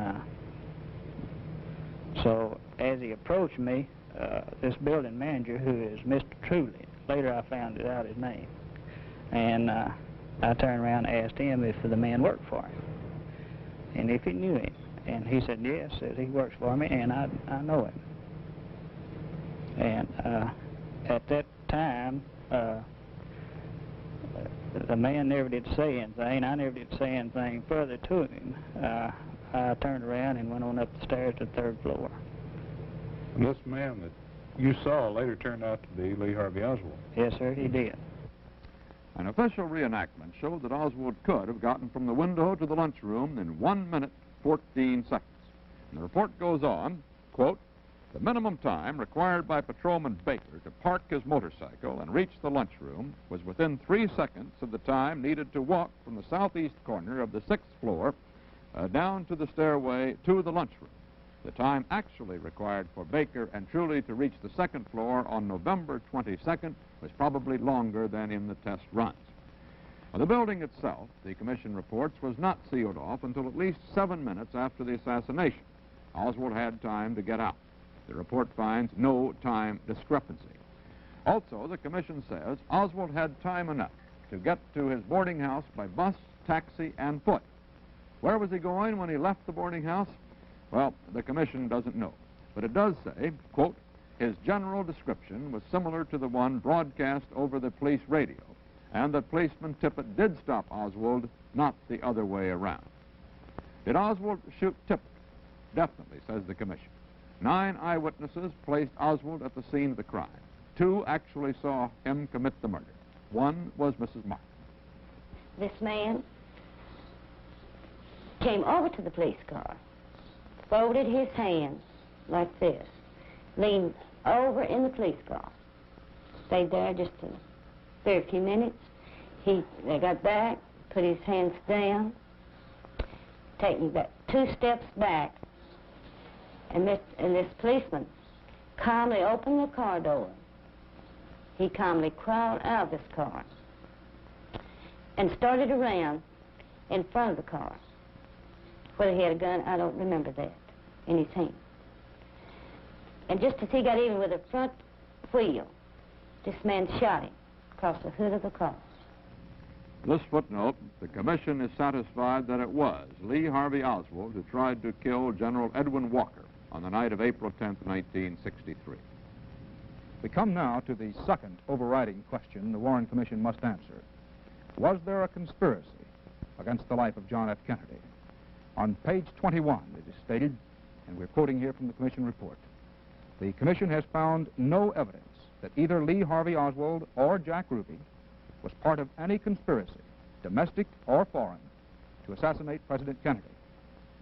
The Commission also notes in its phrase, and we're quoting here, because of the difficulty of proving negatives to a certainty, perhaps we should repeat that phrase, because of the difficulty of proving negatives to a certainty, the possibility of others being possibly involved with either Oswald or Ruby cannot be established categorically, unquote from the Warren Commission report. But, says the report, if there is any such evidence, it has been beyond the reach of all investigative agencies and sources of the United States and has not come to the attention of the Commission. Now, what of those questions which might have indicated a plot? The Commission considers them all. The curious circumstance of Oswald having a job in a building right over the parade route. The Commission found that he got that job after the President's Dallas trip was announced, but before the motorcade route could possibly have been chosen, in fact, before it was even decided where the President would be going in that motorcade.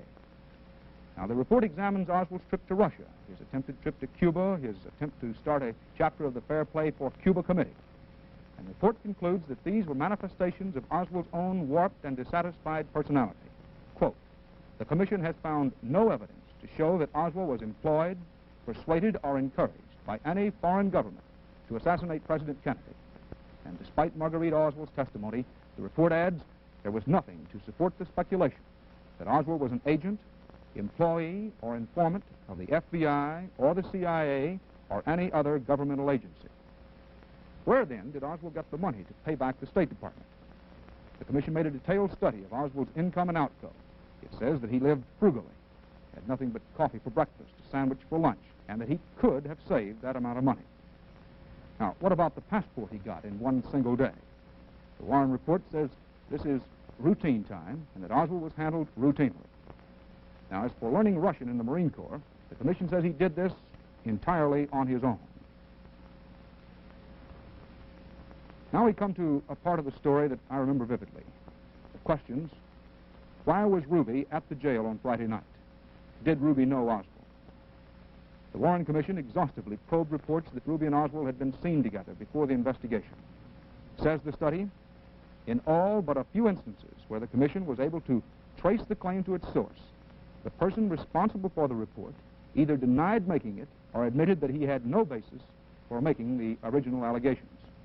Now, those few instances, the report indicates, were probably simple cases of mistaken identification. The other question, what was Ruby doing at the jail Friday, leads to a far bigger one. Why did Ruby kill Oswald? That question is not specifically answered in this report. What answers there are here are those that emerge from the Commission's reconstruction of Ruby's weekend. So let's reconstruct that weekend. Thursday night, Ruby's activities are normal for him. He visits his 2 nightclubs, he dines with his financial angel, he bounces a noisy patron. Friday, Ruby is at the office of the Dallas Morning News, placing his weekend advertising when the assassination story breaks. Ruby appears, according to one witness, obviously shaken. There is a dazed expression in his eyes, according to this witness. He decides to close his clubs in mourning. The Commission does not accept a report that Ruby was seen at Parkland Hospital shortly after President Kennedy was brought in. Now, Ruby begins a tangled 2-day series of local and long-distance calls to people, relatives, acquaintances, to discuss the assassination. A sister describes him as completely unnerved and crying. On Friday night, Ruby attends a memorial service at a synagogue, but he later shows up at police headquarters and actually participates in the press conference questioning of Oswald. Later, according to the Commission report, Ruby wanders around Dallas talking to acquaintances about the assassination. He is incensed by Friday's black-bordered newspaper ad attacking President Kennedy and by a billboard that says, "Impeach Earl Warren." Ruby says, according to a committee witness, and this is a direct quote, "This is the work of the John Birch Society or the Communist Party or both." And he does some ineffectual detective work trying to track down the source of the newspaper ad.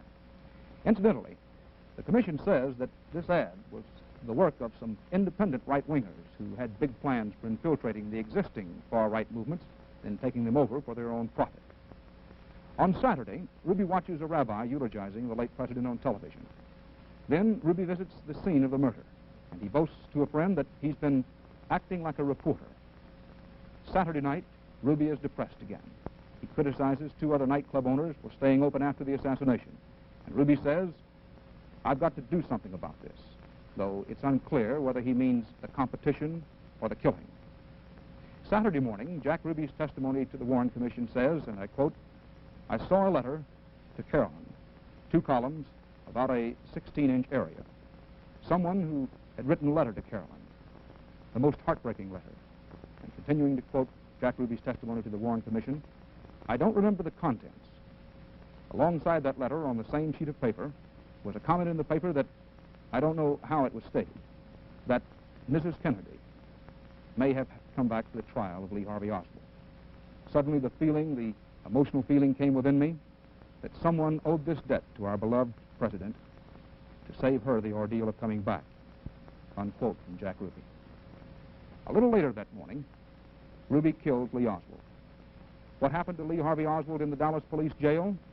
Says the Warren Commission, all available evidence indicates that Oswald was not subjected to any physical hardship during the interrogation sessions or at any other time while he was in custody. The commission finds that Oswald's bruised eye and slight cut were indeed the result of that scuffle with Officer McDonald inside the theater. But the commission does indict the Dallas police for permitting, and us of the press for creating, the bedlam that existed in the Dallas jail during Oswald's last 2 days of life, that jammed corridor full of lights, cameras, and shouting reporters. And that leads to the next great question. Who is responsible for the murder of Lee Harvey Oswald? Jack Ruby, of course, did it. The commission points out that millions of people saw him do it on television. But how was he able to do it? In the midst of a crowd of police, in the very basement of police headquarters. Now, once again, the commission assigns the blame to the police department and to the press. And by press, the commission certainly includes radio and television. First, says the Warren Commission report, responsibility for Oswald's safety during the transfer was never clearly assigned. Result, confusion. Again, a quote. The failure of the police to remove Oswald secretly or to control the crowd in the basement at the time of the transfer were the major causes of the security breakdown which led to Oswald's death. Then the report goes on to add that the commission believes that the news media, as well as the police authorities who failed to impose conditions more in keeping with the orderly process of justice, must share responsibility for the failure of law enforcement which occurred in the connection with the death of Oswald. Police Chief Curry failed to restrain the newsmen, the commission indicates, and the newsmen failed to restrain themselves. Reporters, according to the commission report, displayed a regrettable lack of self-discipline, disobeying police orders, shouting questions at Oswald, and constantly pursuing public officials. The report concludes the promulgation of a code of professional conduct governing representatives of all news media would be welcome evidence that the press had profited by the lesson of Dallas. If you had to go through this again, what would you do differently? Well, that's a difficult question for me to try to answer. I can very definitely say this, that I'm afraid that I would be criticized again, but probably it would be from the news media because I wouldn't let them inside the city hall. That same combination of journalistic insistence and official indulgence, according to the Warren Report, spawned much of the confusion and many of the discrepancies that have plagued this story ever since, and we quote the commission report, in their efforts to keep the public abreast. The police reported hearsay items and unverified leads. Further investigation proved many of these to be incorrect. Some examples, a deputy constable who never handled the rifle and only saw it lying here in the book depository, called it a German Mauser. And the press and the district attorney were saying Mauser the rest of the day. There was no name on that gun, which was actually the Italian Carcano. On the 6th floor of the depository, the police found some chicken bones and said Oswald had been eating them. He hadn't. Bonnie Ray Williams had, a bit earlier. The police said that in Oswald's room they'd found a map with the motorcade route marked. That map actually was marked, according to the Warren Commission, with places where Oswald may have applied for jobs. Once the district attorney gave a news conference and told us Oswald had caught a taxicab driver and gone to Oak Cliff. A stenographer misunderstood and wrote in the transcript that Oswald had caught a taxicab driver, Darrell Click. I remember reporters scurrying around for the rest of the day trying to find that non-existent Mr. Click. The press may also be partly to blame, partly responsible for the persistent rumor that there was a second assassin shooting from the railroad overpass. 2 reporters said they had seen a bullet hole through the front windshield of the presidential automobile. The Warren Commission says that it wasn't a hole, but a little nick caused by a piece of bullet striking the inside of the windshield. The FBI found lead on the inside only. Now, what about the doctor at Parkland Hospital who reportedly said the president was wounded in the front? Actually, the doctor told the commission, and a newspaper report agrees, that he said only that the bullet could have entered from the front. But because of the president's condition and their desperate haste, the doctors never turned him over, never saw the similar wound where the bullet actually entered from the back. Now, the report asserts that there were 2 witnesses who saw the rifle being fired from the book depository. No witnesses who saw any rifle anywhere else. The commission report goes on to add that on the overpass were 13 railroad men and 2 policemen, and that all of them say there were no shots from that overpass. The impression of the shots from the overpass, says the report, may have been the result of an echo. One final question of conspiracy. The FBI knew of Oswald's dubious background, knew he was in Dallas, but the Dallas police were not warned. Had the Dallas Police Department ever heard of Lee Harvey Oswald prior to November 22nd? No, sir, we did not have any information on this man in our criminal intelligence file, and that's normally where it would have been, in our subversive file, as we refer to it. The Dallas police were not warned, the commission found, because the Secret Service was not warned. The Secret Service was not warned because of insufficient liaison among the federal law enforcement agencies, one of the 3 great flaws which the Warren Commission believes contributed to the death of President Kennedy. In the Commission's words, quote, there was insufficient liaison and coordination of information between the Secret Service and other federal agencies necessarily concerned with presidential protection. Although the FBI, in the normal execution of its responsibility, had secured considerable information about Lee Harvey Oswald, it took an unduly restrictive view of its role in preventive intelligence work prior to the assassination.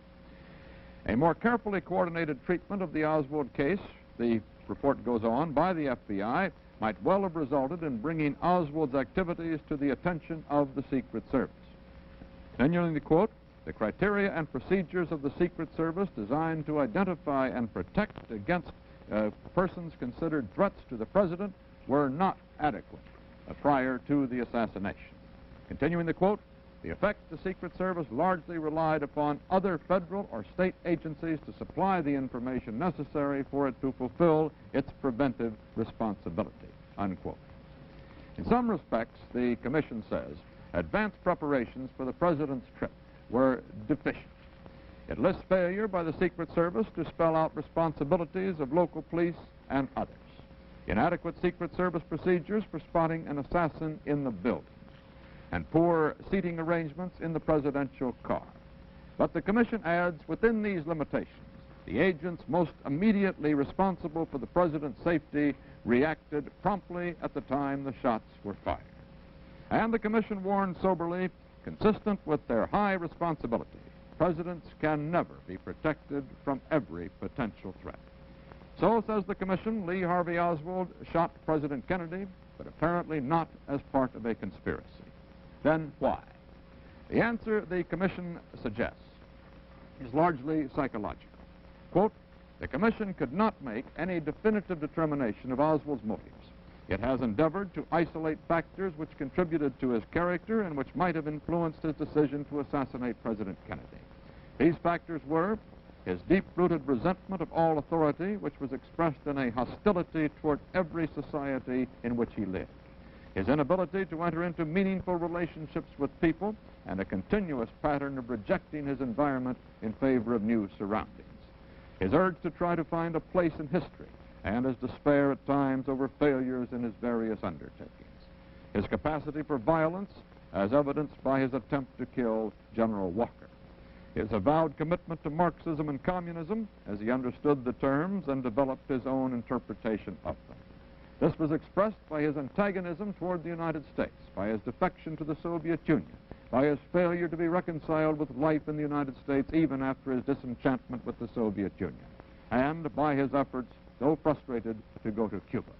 And the Warren Report concludes, each of these contributed to his capacity to risk all in cruel and irresponsible actions. Two further impressions are inescapable from even a casual reading of the Commission report. First, Oswald was a liar. During the few hours between his arrest and his death, he was repeatedly interrogated. The Commission report reveals that he lied on important matters of substance. He lied about his rifle, his revolver, his movements, the documents found on his person. Second, no investigation could have been more painstaking than that carried out by this commission. Every resource of criminology was called into play: ballistics tests, analysis of the guns themselves, handwriting analysis, the blanket in which the rifle was wrapped, the photographs and the documents linking Oswald to the crime. And Earl Warren was not too dignified to race down the stairs at the depository building, matching his time against Oswald's. In the end, we find confronting each other the liar, the misfit, the defector on the one hand, and 7 distinguished Americans on the other.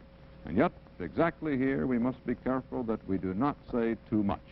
Oswald was never tried for any crime, and perhaps therefore there will forever be questions of substance and detail raised by amateur detectives, professional skeptics, and serious students as well. For the Warren Commission could not give Lee Harvey Oswald his day in court in the protection of our laws. Suspects are not tried by 7 distinguished Americans. Their cases are heard under law by 12 ordinary citizens. If it had not been for Jack Ruby's revolver in the basement of the Dallas police station, 12 such citizens would have heard the evidence, would have heard Oswald if he had chosen to speak.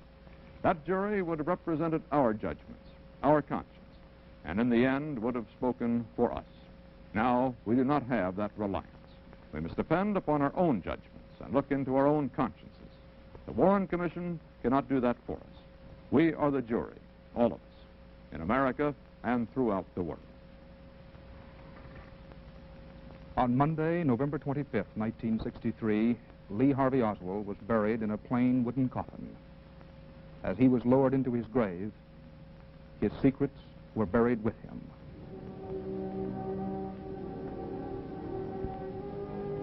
In Washington that day, there was another funeral.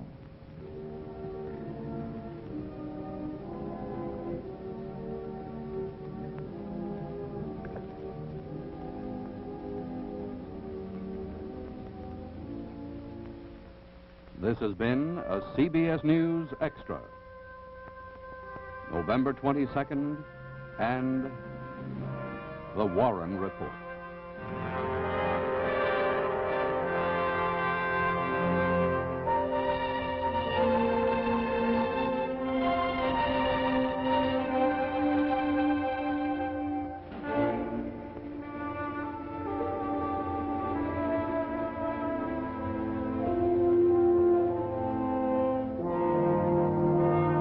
This program has been produced by CBS News, which has sole responsibility for its content and editing.